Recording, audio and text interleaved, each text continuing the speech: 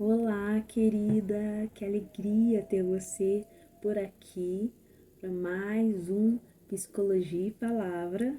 Tá preparada para tomar um cafezinho com a Psi? Eu tô muito animada com mais um episódio. No momento, ainda não tenho um ambiente favorável, uma câmera favorável, ainda não tenho meu microfone anti-ruídos. Então, para hoje, se por um acaso você ouvir um cachorro latindo, ouvir uma música lá fora tocando, ouvir um carro, não se assuste. Meu marido falou, seja suburbana. Enquanto eu não tenho todo o equipamento que eu gostaria, já estamos providenciando pelo menos o microfone, mas enquanto isso, eu não vou deixar de cumprir o que eu gostaria de cumprir, de realizar o propósito que eu coloquei no meu coração, porque a condição pode não ser favorável, o ambiente pode não ser favorável, mas que possamos realizar aquilo que o Senhor colocou no nosso coração e aquilo que nós desejamos, né? Por mais que você não tenha a estrutura que gostaria ou não esteja como você gostaria. Pois bem, dito isso, vamos para algumas instruções. Primeira instrução, queria te propor, caso você ainda não seja inscrita no meu canal, se inscreva no meu canal, tá aqui embaixo. Quando você se inscreve e ativa o sininho, você vai receber logo no início, assim que for lançado o vídeo, você já vai receber a notificação de que tem um vídeo novo no canal. E tendo cada vez mais inscritos no Instagram, ó, eu indo para outro canal, para outra plataforma. O YouTube ele vai entregar esse vídeo também, vai recomendar para mais pessoas. Se você segunda recomendação, sugestão, né?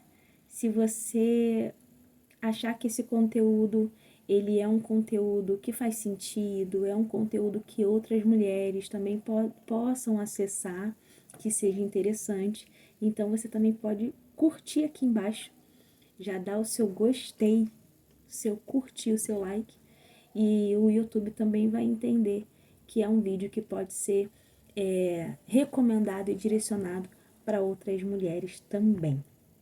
Dito isso, bom, nós estamos lendo esse livro aqui, Livre, Leve e Forte, da Luísa Agreste Nazaré. Esse livro é maravilhoso, ele é lindo, ó. Nós vamos seguir a nossa jornada. E por que eu falo para você se inscrever no canal, se você quiser participar dessa jornada, não perder nenhum vídeo, caminhar junto comigo. Então, para você se inscrever no meu canal, nós vamos seguir essa jornada com esse livro aqui, Livre, Leve e Forte. Não é obrigatório você adquirir esse livro, mas eu recomendo, eu sugiro, quem puder e desejar, vale muito a pena. É lindo, vale muito a pena você ter, mas se você nesse momento não puder adquirir o livro, ou se não fizer sentido para você nesse instante, sem problemas, você vai seguir, nós vamos seguir juntas assim mesmo. Não é obrigatório, é só uma sugestão e uma indicação, mas estaremos juntas aqui. Eu vou estar lendo trechos do livro e nós estaremos falando sobre ele. Outra coisa muito importante que é sempre bom você ter com você... Ai, meu Deus, a minha Bíblia tá toda esgarçada, toda já... Mas é a Bíblia que eu uso porque eu anoto tudo nela. É a Bíblia, então tem a sua Bíblia aí, tá? Livro, Bíblia, seu café. E se for interessante para você, tem um caderninho. Já vou até divulgar esse aqui. Gente, eu tenho cadernos, ó. Tem muitos. Todos esses daqui Não dá Farm. Farm. Ai, meu Deus, me patrocina. Eu amo. Mas tem um caderninho. Eu sempre gosto de fazer algumas anotações. E já vou lançando um spoiler. Eu tinha falado que quem participasse, quem tivesse um interesse, também ganharia um bônus, né? Um presente, um brinde, que seria um guia de oração, um guia para jornada. Então, esse guia vai estar disponível.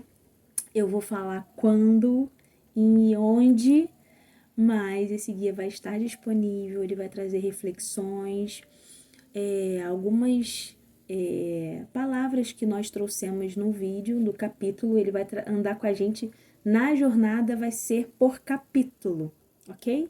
E vai trazer o direcionamento de oração, que você possa orar durante a semana sobre aquele tema que nós falamos.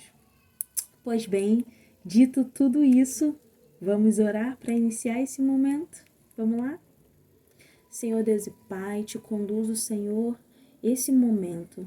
Jesus, nós estamos aqui juntas, Senhor, e eu sei que o Teu Espírito Santo participa de todo esse encontro, toda essa gravação, Senhor, toda essa jornada, toda essa trajetória.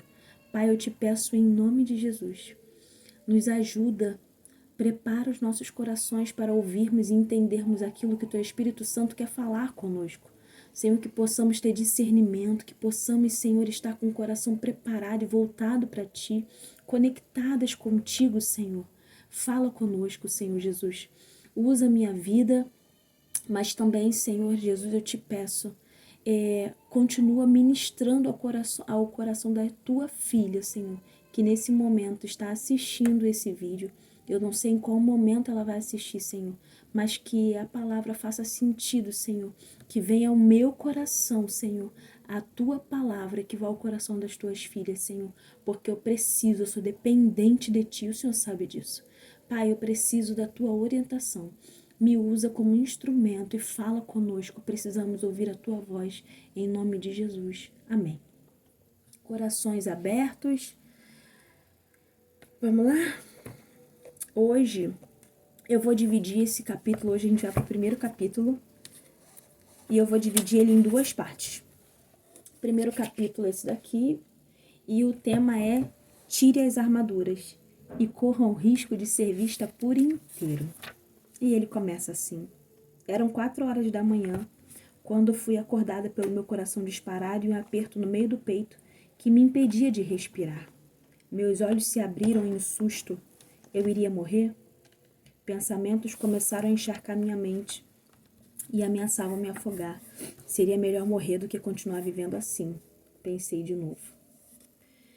Eu estava naufragando em um mar de medo, vergonha, culpa e angústia. A ansiedade tinha nublado meus olhos e a escuridão inundou meu coração. Como pude chegar a esse ponto? Não sabia naquele momento, mas essa madrugada insone era consequência de uma série de mentiras que eu havia carregado até ali. E quando acreditei nelas, não sabia que eram mentiras, pois se disfarçavam de meias verdades ao se apropriarem de algo verdadeiro mesclado com distorções e ilusões. Aí ficamos assim, crendo piamente que estamos fundamentadas em verdades só para sermos acordadas no meio de madrugada com um aperto no peito, de ansiedade. E a minha pergunta que eu já começo fazendo é, isso já aconteceu com você? Ai meu Deus, estou batendo no negócio aqui. Isso já aconteceu com você? Ser acordada com ansiedade, assim? Já aconteceu? Já sentiu crise de ansiedade? Quem já sentiu sabe bem como é. Aquela coisa intensa. Aquele pensamento, muitas vezes vem o pensamento de será que eu vou morrer? E nos anos anteriores àquela madrugada, as circunstâncias da vida puxaram meu tapete e as peças do meu interior estavam se quebrando com mais velocidade do que conseguia consertá-las. As estratégias que havia desenvolvido até ali para me proteger estavam se mostrando ineficientes. E então, ela tem essa ideia de estratégia para sobreviver, tem essa ideia de se segurar a algumas meias verdades, né? E nós, muitas vezes, usamos essas estratégias e essas armaduras no dia a dia. A questão da autossuficiência. Não, deixa que eu resolvo. Eu dou um jeito, eu resolvo tudo. Eu dou conta. Eu não preciso de ajuda. É uma armadura. A questão de você simplesmente ignorar o que você está sentindo e só executar. Uma armadura. A pessoa que tudo ela ironiza, que tudo ela tem um humor ácido daquela situação, tudo ela faz uma piadinha, como é que eu posso dizer? Acho que seria esse termo mesmo, né, de um humor ácido.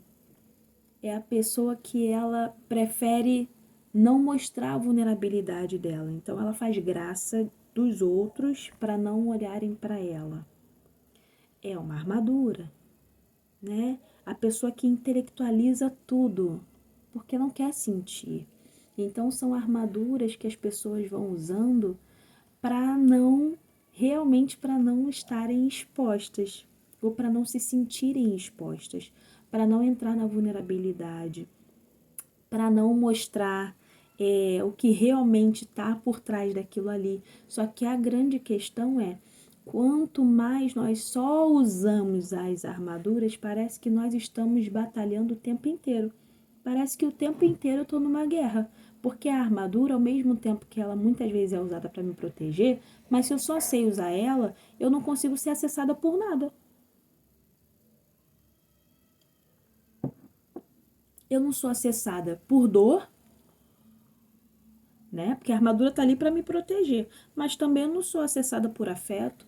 Eu também não tenho conexões reais, porque se a armadura tá ali o tempo inteiro, ela impede o outro de me acessar.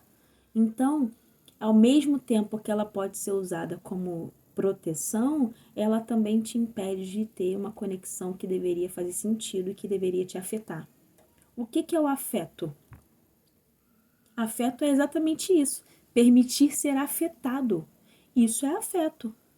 O quanto eu me afeto e o quanto eu deixo me afetarem e eu permito afetar o outro. Isso é o afeto, né? Então, se a minha armadura tá ali o tempo inteiro, eu tô batalhando o tempo inteiro. Eu tô na guerra o tempo inteiro. E quem aguenta estar numa batalha na guerra o tempo inteiro? Não tem como. Então, assim, não estou aqui falando que a armadura ela não sirva. Ela serve para alguns momentos. Alguns momentos a gente vai precisar se proteger, né? Mas o problema é que tem gente que só vive à base da armadura, como se estivesse na guerra o tempo inteiro. E você não tá. E aí ela continua aqui.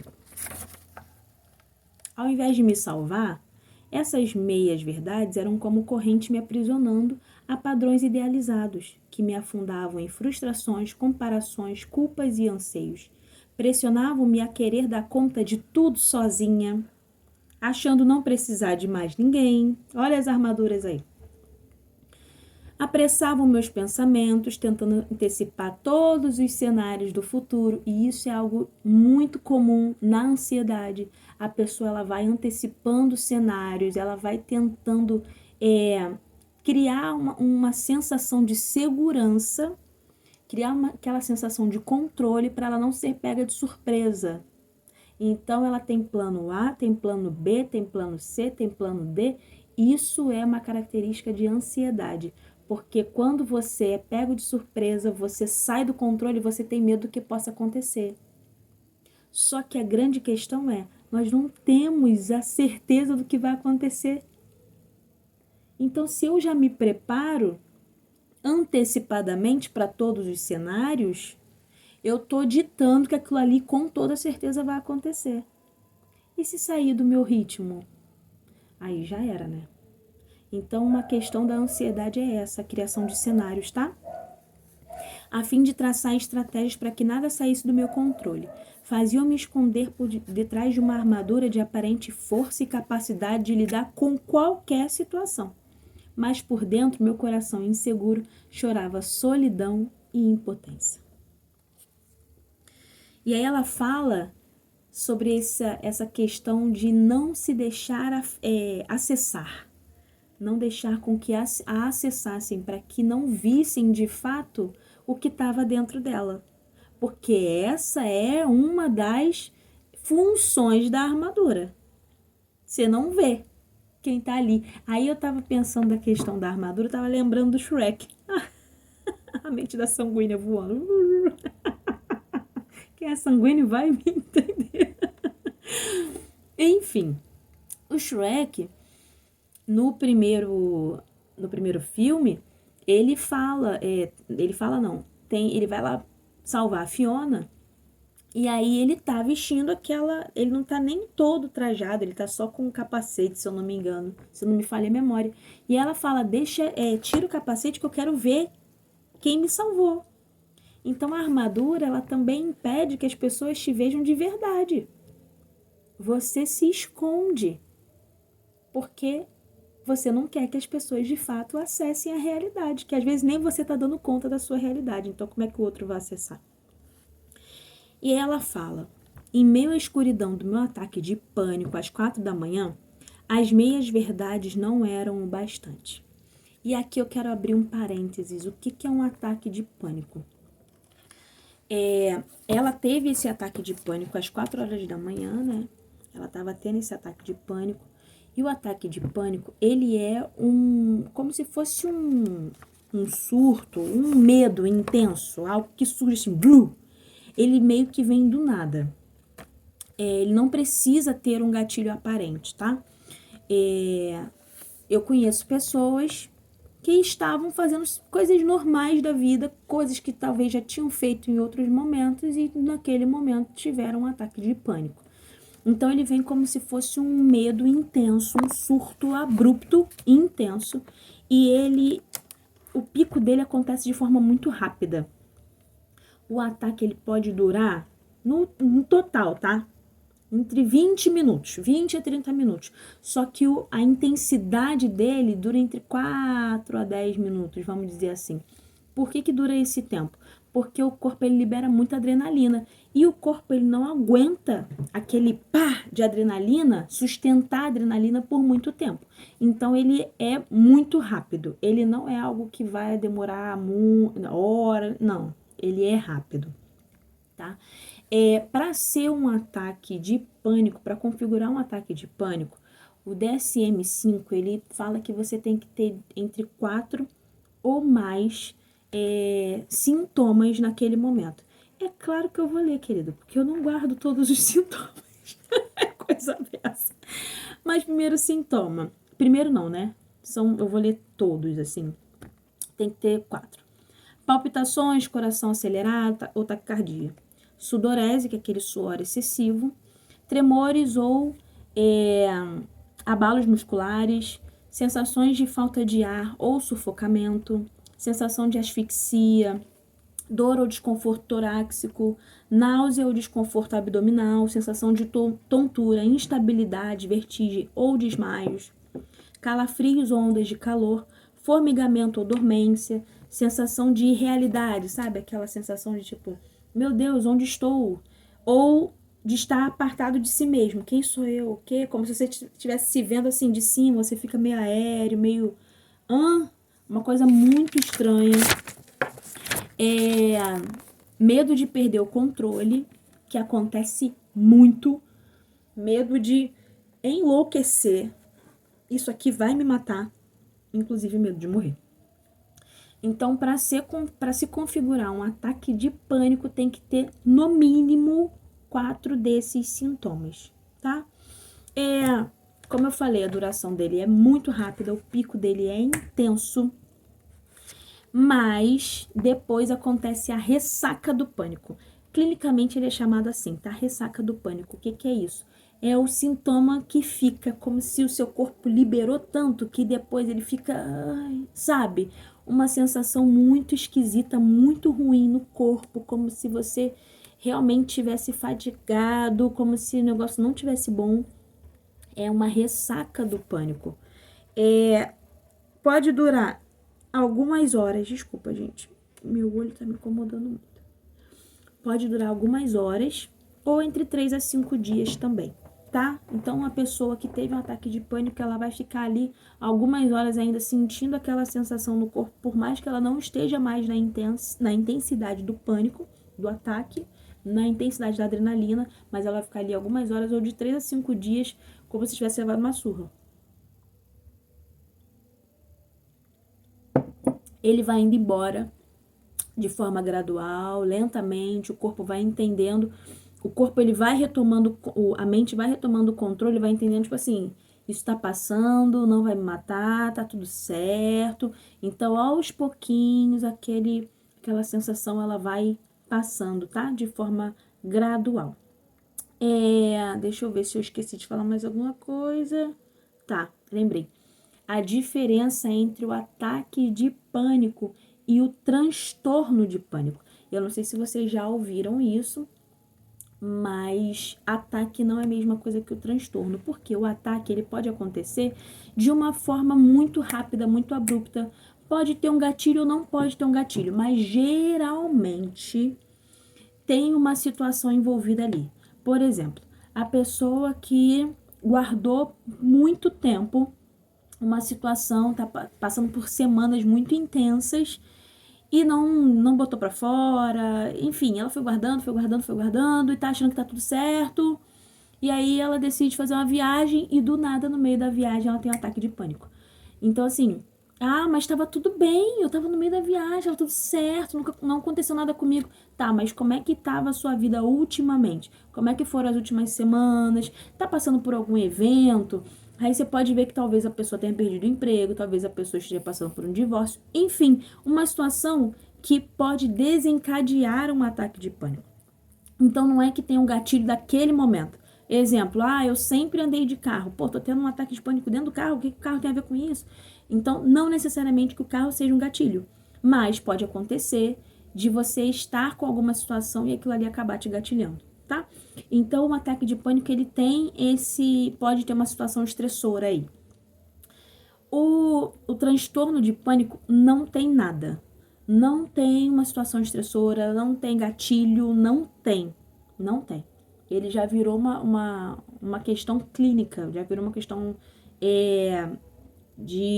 uma questão médica mesmo, vamos dizer assim, né? Outra coisa. O transtorno de pânico é uma questão clínica voltada da ansiedade, é como se fosse uma ramificação da ansiedade, tá? Segunda coisa é a questão do tempo. No ataque de pânico, você pode ter um ataque na vida. Ou, eu tive 2 durante a vida inteira, 3. Agora, o transtorno de pânico, ele é recorrente. Então, aconteceram vários ao longo da vida. Ele é recorrente, ele é repetitivo, tá? Outra coisa que pode acontecer é... Por exemplo, no ataque de pânico, no transtorno de pânico, a pessoa pode estar dormindo. Não tem nada ali. Não tem evento, não tem nada.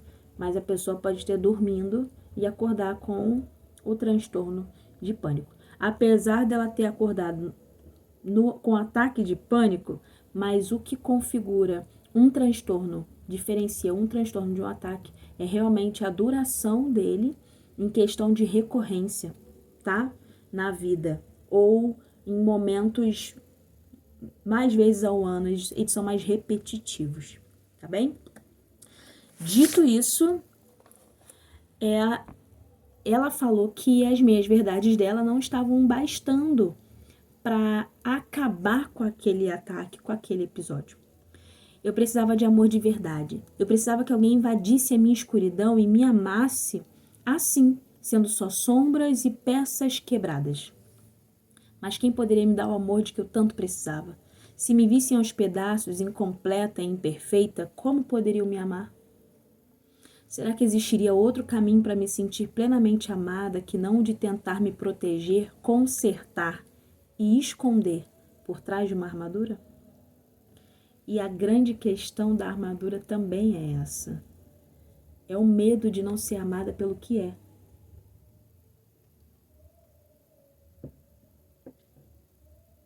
Eu preciso criar um personagem, ou melhor, Eu preciso mostrar só o que é bom. Eu preciso mostrar só o que faz sentido. Se a pessoa reparar, porque a armadura me dá uma certa invencibilidade, talvez, uma força. Se olha para a pessoa com uma armadura assim, força. Agora tira aquilo ali. Se tirar aquilo ali, vai ver ferida, vai ver dor. Se tirar aquilo ali, vai ver o que te torna humano. Quebrado, talvez. Tem alguma coisa faltando, talvez. E aí me lembrei agora, falando com vocês, eu vou correr para não ficar muito longo. Me lembrei de Naamã. E Naamã, eu não sei se eu vou lembrar onde fica, se tem uma coisa que é muito boa em mim, é a memória. Olha, minha memória é uma coisa assim, ó, de louco. Meu Deus. Achei, Deus, obrigada. Em 2 Reis 5, fala sobre a cura da lepra de Naamã. E aí, Naamã, ele era o chefe do exército. Naamã, ele era um cara de autoridade, né? Mas quando ele vai lá até o profeta, e o profeta fala para ele, mergulha, cadê, meu Deus, que eu vou achar? O profeta fala para ele mergulhar. Eliseu, o homem de Deus, ouviu que o rei de Israel, no 11, Eliseu, ele, no 11 não, cadê? Cadê Jesus? No 10, que Eliseu falou, né? Mandou o mensageiro dizer-lhe, vai lavar-te 7 vezes no Jordão e tua carne te será restituída e ficará limpa. Só que o Naamã, aquele cara de autoridade, aquele cara que andava com a armadura, para ele ser curado, ele precisou tirar a armadura. Para ele ser curado, ele precisou mergulhar naquele rio. Que ele falou, pô, mas tem rios mais limpos. E ele falou os outros rios que tinha, mas era necessário ele mergulhar naquele ali. E tirar a armadura também é permitir com que as pessoas vejam o que realmente está ferido em você. É ser vulnerável. Quando Naamã tirou aquela armadura, quando ele tirava aquela proteção, dava para ver que ele era um leproso. Então, quem sabe muitas pessoas estejam usando armaduras, mas na verdade não querem que as pessoas vejam que ela está leprosa.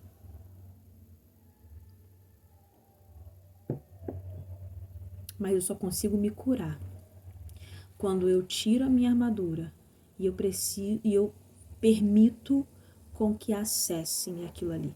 E eu não estou sendo irresponsável aqui para falar que você vai tirar a armadura e qualquer um vai acessar, não é isso.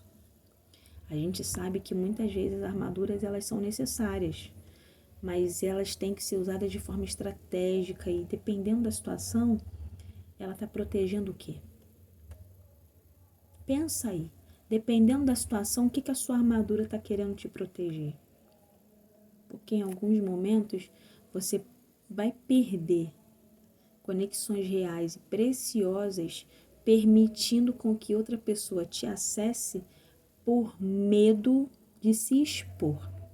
E aí você vai usar a sua armadura por medo. Só que viver por medo o tempo inteiro, se protegendo o tempo inteiro, vai te levar para um caminho longe da cura. E aí, gente, eu fechei o livro, olha, tô na benção. Será que teria outro caminho para me sentir plenamente amada, que não de tentar me proteger? Tem um caminho que a gente se sinta amada de verdade, sem precisar o tempo inteiro ficar me escondendo e mostrando só as partes boas, só mostrar que eu sou forte, que eu dou conta, que eu faço, eu aconteço, e a pessoa ela ainda assim vai me amar e vai decidir seguir comigo? Tem um outro caminho? Essa é a pergunta que ela lança. E ela vem com uma resposta. Não sei qual a sua experiência, mas eu cresci ouvindo falar de um Deus que criou tudo de maneira perfeita, admirável e harmoniosa. Esse Criador fez os humanos para serem amados, sustentados e protegidos por Ele.